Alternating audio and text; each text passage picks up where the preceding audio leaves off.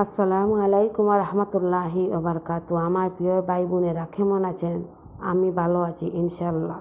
আমি আপনাদের সাথে একটা দোয়া শেয়ার করব। আপনারাও যদি সবার সাথে এই দোয়াটি শেয়ার করেন, আপনারাও সওয়াবের মালিক হয়ে যেতে পারেন, আর আমিও হতে পারি যদি আপনারা পড়েই থাকেন।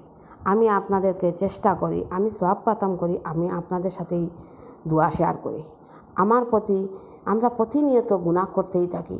আমরা কেহর সাথে যদি কথাই বলি, আমরা কত ভালো মন্দ কথা বলি। ভালো কথা তো ভালোই, খারাপ কথার কারণে আমাদের কতই না গুনাহ হয়ে যাচ্ছে, আমরা বুঝতেই পারি না। আমরা যদি কথা শেষ হওয়ার পর যদি এই দোয়াটি পড়ি, তাহলে আমাদের গুনাহ হয়তো মাফ হয়ে যেতে পারে। দোয়াটি হলো আতুবু ইলাল্লাহি মিম্মা আযনাবতু।